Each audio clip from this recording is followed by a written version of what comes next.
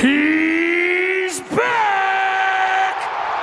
The 2025 NBA trade deadline has been one for the history books with all types of blockbuster deals, stars on the move, league-changing exchanges, and more. But the Thunder may have gotten one of the bigger acquisitions of the deadline without having to give up a single player or pick. Early on Thursday morning, ESPN's Shams Charania announced on Twitter that Chet Holmgren was no longer on the Oklahoma City Thunder's team injury report and has been cleared to return to action against the Raptors on Friday night. Chet is coming off an iliac wing fracture that has held him out of action since November 11th. The Thunder, while missing Chet for almost 3 months, have been able to string together a dominant regular season with a 40-9 record as of this recording. Phil Jackson famously theorized to be a real NBA title contender that you need to win 40 games before you get to 20 losses. The Thunder not only did that, but joined some extra elite company in the 40 wins before 10 losses club. Only 30 teams in NBA history have ever won 40 games before getting to double-digit losses. 17 out of 30 of those teams have at least made the NBA Finals, and 15 out of 30 of those teams from the 40 before 10 club went on to win the NBA championship that season. I mention all of this to say that OKC is doing pretty well for themselves this season even without Chet, and on pace with some pretty great company. Pretty good. Pretty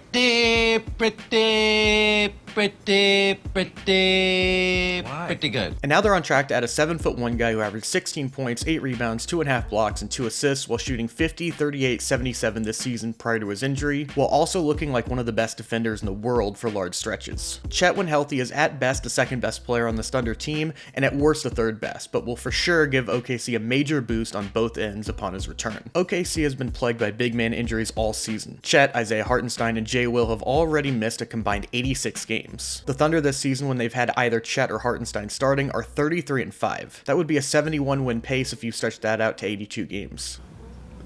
That's impressive. With Chet and Hartenstein back, OKC will now be able to put 48 minutes of high-level center play, rim protection, and reliable offense on the floor, along with mixing in some of the Thunder's famous super small ball lineups. Chet in his rookie season quickly became one of the best rim protectors and shot blockers in the entire NBA, averaging the 5th most blocks per game, while also elevating OKC from the 13th best defense in the league up to the top 4 in 2024. The Thunder this season have once again been absolute turnover-generating demons. They are forcing an average of 18 takeaways per game, which is almost 2 total turnovers more than the second-place 76ers. Between Lou Dort, Alex Caruso, Cason Wallace, Jalen Williams, and gilgeous-alexander, the Thunder have a variety of high-level to all-defensive type perimeter defenders across the board for Mark Daigneault to choose from. And now, if opponents manage to get past those guys, they'll be rewarded with Chet Holmgren waiting for them under the basket. What I and many Thunder fans were most excited about seeing going into this season was the idea of Chet Holmgren and Isaiah Hartenstein sharing the floor together.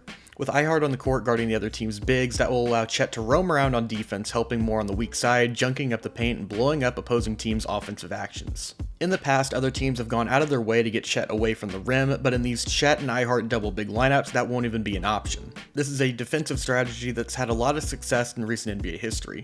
Giannis and Brook Lopez anchored a championship defense in 2021. Anthony Davis shared the floor with one of Dwight Howard or JaVale McGee for large stretches during the Lakers' 2020 title win in the bubble. Just last year, the reigning champ Celtics could go double big if needed with Horford and Porzingis. And even this season, the Cavs are having all types of success playing Evan Mobley and Jarrett Allen together. But the combo of Chet and Hartenstein being exciting isn't exclusive just to defense. Offensively this season, Isaiah Hartenstein has opened up a whole new world of possibilities and options as a passer. He's an expert at hitting backdoor cutters, making the extra pass, the occasional spicy dime, and at times sprinkling in some really high-level passing reads. This is really going to complement Chet's ability to space the floor from 3 for Hartenstein to find him on. You could even have Hartenstein set an off-ball screen for Chet to come off of for a great look from 3 or the mid-range. And then if Mark Daigneault wants to get really interesting and experimental, he could try some sort of pick and roll with Chet as the ball handler and Hartenstein screening and dropping down into the paint, ready for a lob or a drop-off pass for that little push-shot floater he loves so much. Chet's impact on defense is more than obvious, but I think his offense might be the side of his game that provides the biggest breath of fresh air for this Thunder team. This season, OKC has had to choose for the most part if they want to have size or shooting at the center spot. If you go small with Jade up at the 5, you're going to give Shai Gilgeous-Alexander way more room to operate within with a lot of spacing surrounding him, but going small also can have its drawbacks with more potential rebounding problems and issues protecting the rim. And then if you go big with Hartenstein or Jay Will, you get more help on the boards and at the rim, but the spacing is just not the same without 5 above league average shooters. For the first time this season, the Thunder won't have to choose one or the other with Chet back in the mix. Chet threw over 90 games in 2 years is a career 37% three-point shooter in the regular season. Chet will not only be able to knock down threes, but also pull opposing bigs a little further away from the rim with the respect he demands as a shooting threat, which should open up the paint more for his teammates. Before his injury, we saw some flashes of him adding more elements of the mid-range to his game as another change-up pitch for opposing defenses. We also saw some flashes of Chet growing as a playmaker and ball handler earlier this season, which I think all track to really unlock a whole new level this Thunder team can reach offensively. Chet is the type of player that demands defensive attention, which in theory should make life even easier on the best scorer in the NBA in Shea and a rising star in J-Dub. Obviously, just like all of you, I'm very excited for Chet Holmgren's return, and not to pour cold water on things, but I do want to slightly temper some of the expectations for him as he gets back into things. As I previously mentioned, Chet has been out close to 3 months and is coming off a pretty serious injury to his hip, so there will be some obvious growing pains and shaking off the rust for Chet. He's a super smart guy on a team full of talented players led by a smart coach in Mark Daigneault, so I have a ton of belief that OKC will figure things out, but this will still all take some time. Chet is a massive piece to the Thunder's hopeful championship puzzle, and you have to be delicate and precise integrating a piece like that. Luckily, there is still a theoretical runway for Chet to ramp up before the playoffs. It isn't a ton of time, but Chet will have at most 33 games that he could play in to shake off the rust, adjust to some new teammates, and look like the player we saw in the first 10 games of the season. I want to say first of all, this is not sourced. I haven't talked to anyone with the Thunder about this, but I have to assume that the Thunder are going to be cautious bringing Chet back. I'd imagine there's some potential for a minutes restriction early on or sitting him on back-to-backs. OKC rightfully is going to be careful with him as he ramps things up to get back into rhythm with the postseason as the bigger picture goal. So don't be discouraged or surprised if Chet doesn't come right back into the mix playing at the level we last saw him at or in major minutes right up to bat in his return. But what do you think? How excited are you for Chet's return? What are your expectations for him? Are you happy with how the Thunder handled the 2025 NBA trade deadline? Let me know down in the comment section below, and if you enjoyed what you saw, make sure to drop a like, subscribe to my channel so I can keep making fun Thunder content like this for all of you, and hit the notification bell so you never miss out on any of my uploads. And as always, until next time,